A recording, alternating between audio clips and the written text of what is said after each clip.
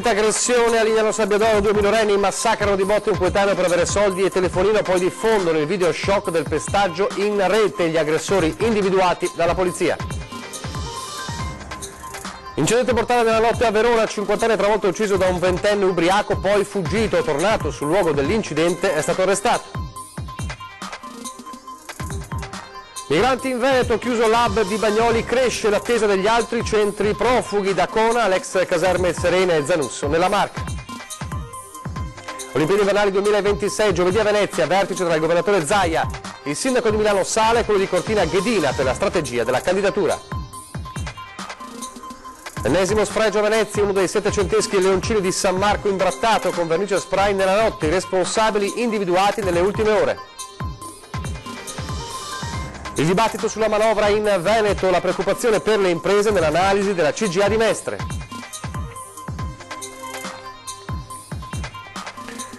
È morto Luigi Agnolin, tra i più famosi arbitri italiani, aveva 75 anni ed era nato a Bassano del Grappa, nella sua lunga carriera 226 gare di Serie A e 2 mondiali. Telespettatori di Antena 3, buonasera e ben trovati. L'edizione del Veneto dei nostri telegiornali si apre con l'incredibile vicenda della violenta aggressione subita da un ragazzino minorenne a Lignano Sabbiadoro nella spiaggia, aggredito da 2 coetanei che lo hanno massacrato di botte per avere i soldi e un telefonino, e poi, non contenti, hanno diffuso in rete il video del pestaggio, e questo ha permesso alla polizia di individuarli. Allora vediamo il primo servizio a partire proprio dal video shock dell'aggressione. Ti vuoi far male? Pezzo di pezzo di allora dammi il tuo telefono e i tuoi soldi, muoviti. Dammi il tuo telefono e i tuoi soldi. Ti uccido, il tuo telefono e i tuoi soldi. Muovi il culo. Oh, muovi il culo. Ti faccio ancora dammi un minuto. Prima minacciato, poi massacrato di botte per 100 euro in spiaggia a Lignano. È successo a minorenne veneto tra il 15 e il 16 luglio scorsi. 2 coetanei lo hanno picchiato selvaggiamente per costringerlo a consegnare loro cellulare e denaro. Poi hanno ripreso parte della violenza postando il filmato sui social. E proprio grazie al video la polizia è riuscita a individuare i 2 aggressori. Le indagini, coordinate dalla Procura per i minori di Trieste e condotte dalla squadra mobile di Udine, erano partite dopo che la polizia era venuta a conoscenza dell'esistenza del filmato dell'aggressione e ne era entrata in possesso. Ieri mattina, su disposizione dell'autorità giudiziaria, la squadra mobile con l'ausilio della polizia postale ha formalmente indagato e perquisito i 2 minori, entrambi residenti in provincia di Udine. La vittima era stata sottoposta a intervento chirurgico alla mandibola e giudicata guaribile in 30 giorni. Il ragazzo era sulla spiaggia insieme ad alcuni amici dai quali si era momentaneamente allontanato. I 2 coetanei lo hanno notato e lo hanno aggredito a calci e pugni, rapinandolo di tutti i soldi che aveva con sé, circa 100 euro. Adesso l'incidente mortale è avvenuto nella notte a Verona, un 50enne che viene travolto e ucciso da un'auto condotta da un 20enne ubriaco che scappa, poi ritorna sul luogo dell'incidente e viene arrestato. Investito e ucciso mentre attraversava la strada, 2:30 del mattino, circonvallazione interna di Verona, il corpo a terra, l'auto che sfreccia via e lascia il luogo dell'incidente fatale a un 50enne originario dell'Est Europa morto sul colpo. Un tragico venerdì notte con il conducente della vettura tornato sul posto insieme a un amico chiedendo informazioni agli operatori del SUAM 118 sulle condizioni dell'uomo, senza tuttavia identificarsi. Gli agenti della polizia locale si sono insospettiti, l'hanno messo alle strette e arrestato. Si tratta di un ragazzo di appena 20 anni, residente nella provincia veronese, di rientro con l'amico da una sagra, risultato positivo all'alcol test, è accusato ora di omicidio stradale ed è stato posto ai domiciliari. L'incidente è filmato dalle telecamere di videosorveglianza comunale all'altezza di un incrocio. La vittima è un cittadino estone che si trovava in città per la fiera Marmomac e stava passeggiando con un connazionale. Adesso torniamo a parlare di gestione migranti, o meglio degli hub del Veneto, dopo la chiusura del centro migranti di Bagnoli che abbiamo raccontato ieri. Si aprono nuovi scenari, nuove prospettive, non solo per ovviamente la vicina Cona, ma anche per i centri trevigiani di Treviso e Oderzo. L'attesa cresce e intanto il governatore del Veneto Zaia incalza la prospettiva, dice, è di chiuderli tutti. Centri di accoglienza per migranti, la prospettiva è quella di chiuderli tutti e di fare in modo che gli immigrati siano aiutati a casa loro. Così il presidente del Veneto, Luca Zaia, risponde a chi ipotizza nuove chiusure, dopo quella improvvisa dell'hub di Bagnoli di Sopra, che ha sorpreso anche il sindaco del piccolo centro del Padovano. Il ministro è stato molto chiaro, da un lato respingere, aiutare a casa loro gli immigrati e dall'altro chiudere tutto quello che qui abbiamo, ed è esattamente quello che dovrà accadere. È un progetto impegnativo, ma già con questa chiusura dei Bagnoli si dà un bel significato. Partiamo da un presupposto che dei 180.000 arrivi che arrivavano prima di questo governo ogni anno, noi sappiamo che il 93% non sono profughi, sono migranti economici, per cui da lì si parte. Prima vengono i nostri poveri, i nostri cittadini, e dopo quelli del resto del mondo. Nella Marca trevigiana, dove già nelle scorse settimane avevano fatto discutere le parole del prefetto Maria Rosaria Laganà, che aveva sottolineato lo svuotamento progressivo di strutture come l'ex caserma Zanusso di Oderzo e l'ex Serena di Dosson, la svolta di Bagnoli apre nuovi scenari. Non si può escludere che, come nel Padovano, arrivi a un certo punto l'input di ripartire i richiedenti asilo rimasti in strutture più piccole e meno impattanti, chiudendo finalmente i grossi centri che tanto malcontento e tante problematiche hanno suscitato. Man mano che le persone escono dai centri non vengono evidentemente rimpiazzate, quindi piano piano si svuoterà tutto. Se poi dovessero arrivare ordini diversi è chiaro che dovremo capire dove mettere le persone che sono ancora nelle due caserme. Ricordiamo che a Bagnoli e a Cona si è creata una situazione di grande criticità che ha affrettato probabilmente l'uscita. Qui per fortuna la situazione non ha avuto quelle problematicità. Se dunque non ci saranno ordini precisi, Treviso e Oderzo concluderanno il loro compito secondo tempi fisiologici. Non essendoci nuovi accessi, noi speriamo che in un tempo, che adesso io non so quantificare, ma che si possa praticamente arrivare anche lì pian piano a svuotare tutto. Intanto a Bagnoli, davanti ai cancelli del ormai ex centro migranti, come si è vissuto il primo giorno senza profughi. Vediamo. Dopo 3 anni nell'hub di San Siro regna un silenzio irreale. Fino a poco più di un anno fa questa struttura era arrivata a contare circa 1000 richiedenti asilo, oggi è vuota. Gli ultimi profughi sono andati via e in paese sono in parecchi ad aver tirato un sospiro di sollievo, ma è una vicenda che ha lasciato anche una grande amarezza. Aspetto effettivamente alte cariche dello Stato per chiedere scusa a Bagnoli di Sopra e a tutti i suoi cittadini. Alcuni cittadini hanno manifestato davanti all'hub deserta, tra di loro parecchi sostenitori del ministro dell'Interno e del suo partito. Questi 3 anni come li avete vissuti qui? Com'era cambiata la vostra vita? Di grande degrado, di grande confusione in tutto questo, comunque in tutti questi 3 anni, e da parte anche degli stessi migranti, perché sono state veramente numerose le loro proteste, ma anche perché noi purtroppo avevamo perso alcune abitudini, come una semplice passeggiata piuttosto che uscire al di fuori delle proprie abitazioni anche in un orario magari notturno. Io sono stata coinvolta direttamente da quello che camminava nudo sulla strada. Io stavo andando al lavoro quella mattina, me lo sono trovata davanti, gente che non ci ha creduto, l'ho fotografato, però io l'ho visto con i miei occhi, cioè non è una cosa che, però ti sciocca vedere un extracomunitario nudo davanti alla macchina di prima mattina. Il problema comunque resta, perché i 700.000 che sono in giro per l'Italia ci sono ancora, e su questo adesso si dovranno concentrare le azioni dal governo. Un problema ancora aperto, e ad appena 20 km da qui la base di Conetta, il più grande hub della provincia di Venezia. Sicuramente questo è un primo passo di questo governo e ci auspichiamo che poi anche nel corso del tempo possano essere esaminati e risolti anche tutti gli altri. Gli ultimi richiedenti asilo sono stati ricollocati sul territorio mediante il sistema dell'accoglienza diffusa, una modalità che spesso in passato non era stata accettata dai sindaci della Lega. Quando tu hai un governo credibile, le soluzioni si trovano, si discutono, si trovano insieme. Con i governi precedenti era inimmaginabile. Adesso per parlare di Olimpiadi Invernali 2026 con innanzitutto il tweet del governatore della Lombardia Attilio Fontana, che ha scritto: giovedì prossimo a Venezia con il presidente della regione del Veneto Luca Zaia e i sindaci di Milano Beppe Sala e di Cortina d'Ampezzo Gianpietro Ghedina, il vertice per i Giochi Olimpici Invernali 2026. Conferma questo vertice a Venezia il sindaco di Milano Giuseppe Sala, che dice: siamo determinati ad andare avanti, colgo con molto favore l'idea di incontrarci, perché a questo punto bisogna manifestare con chiarezza la volontà di andare avanti e cominciare a capire cosa bisogna fare, in che tempi, perché il dossier di candidatura poi va preparato rapidamente la prossima settimana, l'ha detto appunto il sindaco di Milano Sala, che ha aggiunto: stamattina ci siamo sentite tra noi città candidate, quindi Venezia e Cortina e Milano. A questo punto parlo di Milano e Cortina, l'idea è quella di incontrarsi giovedì a Venezia. A proposito di Venezia, la Venezia che continua a essere sfregiata purtroppo dagli atti vandalici come quello avvenuto nella notte nel bersaglio dei vandali in uno dei leoncini storici di Piazza San Marco. Misteriosi vandali hanno imbrattato con la vernice rossa uno dei due leoncini che danno il nome alla piazzetta a fianco della Basilica di San Marco. La scoperta è stata fatta in mattinata da alcuni residenti che hanno avvertito la polizia locale.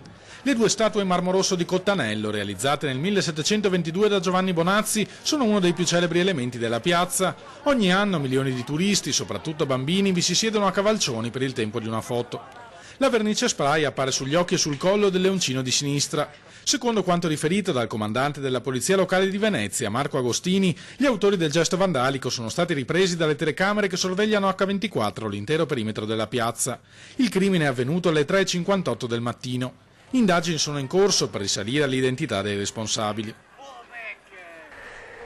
E a proposito delle indagini, sono stati scoperti gli autori dell'atto vandalico nelle ultime ore. Si tratta di 2 ragazzi e 2 ragazze ripresi dalle telecamere di sorveglianza. Ancora non chiara l'identità di questi 4 ragazzi. Stiamo lavorando, speriamo di riuscire a identificare queste persone, dice la polizia locale. I 4 ragazzi, dopo aver imbrattato con la vernice rossa uno dei leoncini di Piazza San Marco, andandosene via, hanno lasciato un'enorme scritta sul ponte del Carmine: "Mi state uccidendo", accompagnata da una donnina stilizzata con un palloncino. Più in là nel percorso che forse hanno compiuto allontanandosi dalla piazza, hanno lasciato macchie di colori sui masegni e su una centralina dell'Enel. In queste ore è intervenuto il sindaco Luigi Brugnaro, la notizia che erano stati individuati, e ha detto: mettiamoli a pulire la città davanti a tutti. E intanto a Venezia si prepara una grande manifestazione dei non avi per domani. Decine di comitati, associazioni e fondazioni hanno aderito alla manifestazione di domenica in canale della Giudecca contro le grandi navi da crociera. Un assaggio dell'evento si è avuto nel pomeriggio, quando ai magazzini del Sale gran parte di questi comitati si sono riuniti per un'assemblea sul tema più generale delle grandi opere a Venezia, ribadendo il loro no anche al Mose e all'alta velocità ferroviaria. Nel mirino dei manifestanti i piani del porto e del suo presidente Pino Musolino per creare un itinerario alternativo al bacino San Marco e al canale della Giudecca dove far transitare le navi da crociera. Progetti, tuona Luciano Mazzolin del Comitato No Grandi Navi, che porterebbero negli anni alla totale distruzione di quanto è rimasto della laguna centrale, facendola diventare un braccio di mare con profondità di diversi metri. Imponente il dispositivo organizzato dalla Questura per garantire la sicurezza durante l'evento. Siamo pronti, siamo sereni, sarà sicuramente una manifestazione dai momenti folcloristici e probabilmente pittoreschi, ma non abbiamo nessuna sensazione spiacevole. Caustico il commento del sindaco di Venezia Luigi Brugnaro. I famosi contestatori delle navi, se dice anni che vive da sta robe qua, quest'anno ci portano anche in ottave e anche in ottap, tutti quanti qua. Perché? Perché è bello, una bella giornata, una bella scampagnata, facciamo un casino a Venezia. Ma vi sembra normale accettare una roba del genere? E chi è che li porta? I stessi che vive a Venezia che ci mangiano sopra, perché di questo stiamo parlando. Il primo cittadino neanche per i giornalisti, accusati di dar voce a sterili polemiche senza conoscere la situazione della città. Cioè la stampa nazionale, io dico proprio cialtrona, continua proprio a lavorare contro la città senza mai sentire le istituzioni, senza i rappresentanti di chi i cittadini hanno scelto. Per cui i cittadini si allontanino pure da sta roba, perché non c'entriamo niente con loro. Sono loro che hanno organizzato sta roba qua. Torniamo alla cronaca con il grave incidente avvenuto nel pomeriggio lungo l'autostrada A4 all'altezza del casello di Montecchio, con un'auto che si è rovesciata su un fianco, ferita anche una bambina. Viaggiava con mamma, papà e sorella sulla loro Land Rover. La bambina di 11 anni, rimasta gravemente ferita in un incidente accaduto in autostrada tra i caselli di Montebello e Montecchio in direzione di Venezia. Erano circa le 15:30 quando l'auto della famiglia originaria di Bergamo si è rovesciata.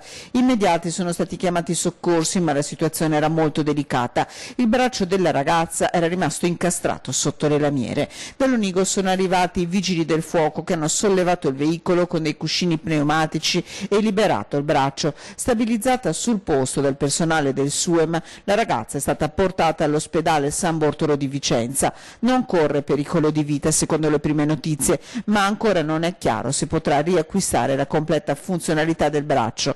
Illesi familiari sull'autostrada si sono formati solo lievi rallentamenti. Allora torniamo a parlare della manovra e del dibattito in Veneto sulla manovra, l'analisi non solo del presidente di Confindustria nazionale che era oggi in Veneto, ma poi anche di chi studia e analizza come la CGA di Mestre. Forse è opportuno da parte del governo spiegare quanto prima cosa intende fare, quale strada intraprendere, pena il rischio di abbassamenti in borsa e aumenti dello spread. Rispetto alla manovra, inoltre, non siamo stati ostili, non è un punto o meno che fa la differenza, ma nella manovra devono esserci risorse anche per la crescita e l'occupazione. Non possono bastare le novità annunciate in questi giorni.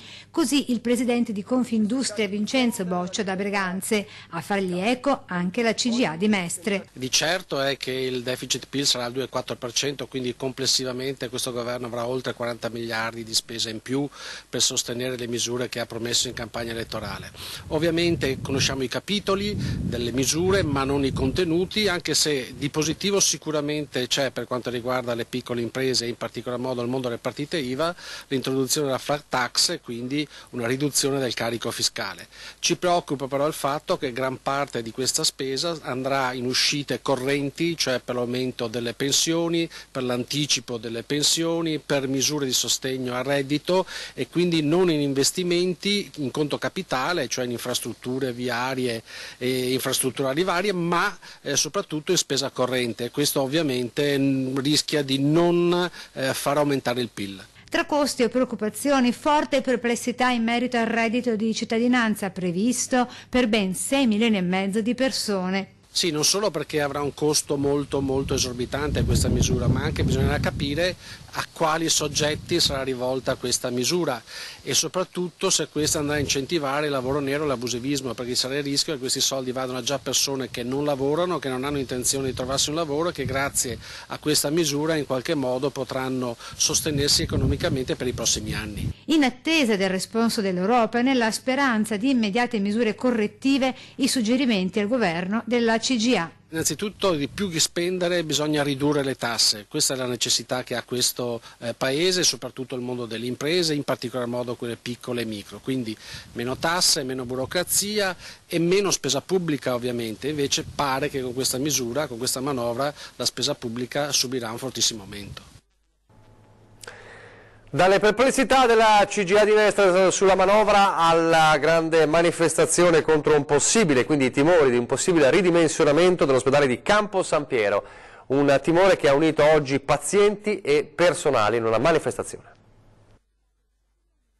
Questo palloncino ha il colore viola, che è il colore della prematurità. Circondata da tutti i sindaci della federazione, il primo cittadino di Campo San Piero, Katia Maccarrone, guida la manifestazione assieme a diverse mamme provenienti anche da altre province, medici, infermieri e tanti cittadini, assieme per difendere l'ospedale davanti al quale si sono dati appuntamento, in particolare pediatria e la terapia intensiva neonatale. La struttura ha perso diversi medici e più in generale si teme per il futuro di un ospedale che rappresenta un'eccellenza della sanità veneta. La sanità e la salute sono beni primari per i cittadini, quelli che funzionano e funzionano bene come l'ospedale di Campo San Piero, no, devono essere preservati. Noi chiediamo che la programmazione sia fondata e condivisa, l'abbiamo condivisa un tempo, non possono cambiarla in corsa. In altri campi abbiamo dialogato, abbiamo trovato delle soluzioni anche faticose per noi, anche pesanti, però abbiamo condiviso. Quando non si condivide, questi sono i risultati. Tra i tanti venuti a manifestare si mescolano le voci di pazienti e dipendenti. Noi abbiamo paura che il reparto chiuda e che quindi tutti i bambini che sono nati fino adesso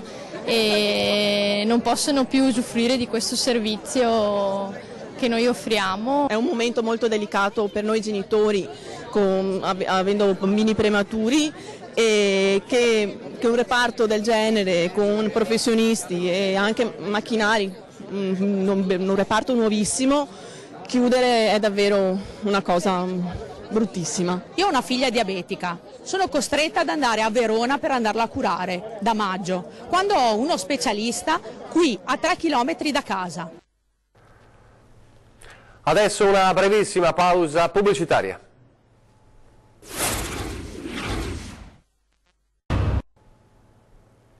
Rieccoci in studio, il telegiornale del Veneto, ripartiamo dalla cronaca e da una vicenda davvero incredibile a Montecchio con due bambine, due adolescenti che chiamano il 113 perché dicono lasciate sole in casa dai genitori, ma quando poi i carabinieri arrivano scoprono un'altra storia.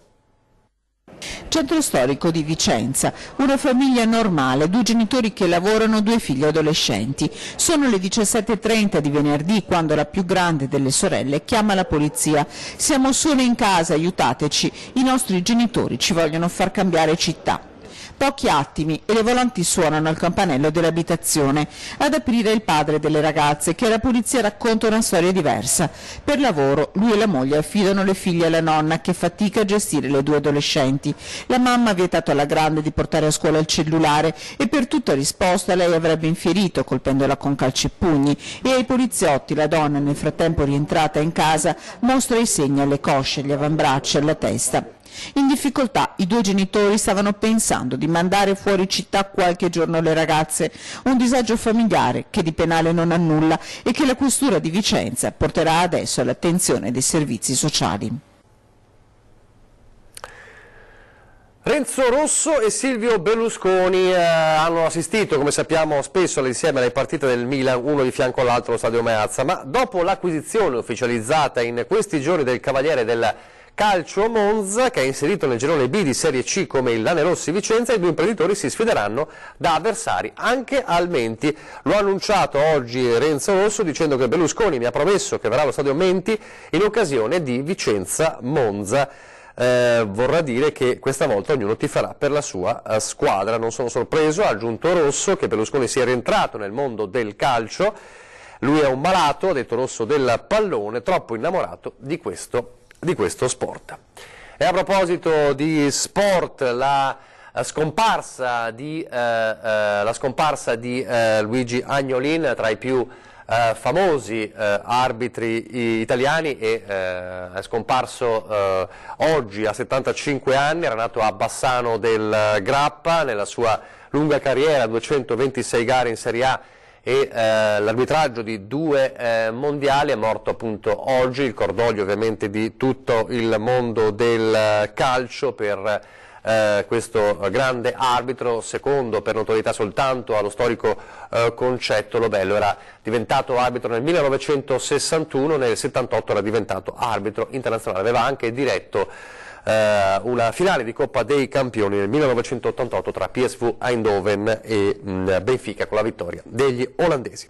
Adesso l'immagine, piazzola sul Brenta di Caseus Veneti, la 14ª edizione di oggi, con 46 caseifici premiati, di cui 21 trevigiani, 15 vicentini, 3 bellunesi, 5 veronesi, un veneziano e un padovano, 38 in tutte le categorie che individuano stagionature, lavorazioni, tipi di latte e varie denominazioni. Hanno trionfato ancora una volta le tradizioni, la qualità e l'antico mestiere del casaro. Ben 415 i formaggi iscritti quest'anno, 12 in più del 2017, in una manifestazione che ha messo in mostra le fasi produttive, le degustazioni e anche gli abbinamenti per tutti i gusti. È davvero tutto per questa edizione del Veneto, vi lascio alle previsioni del tempo. Grazie per averci seguito e arrivederci.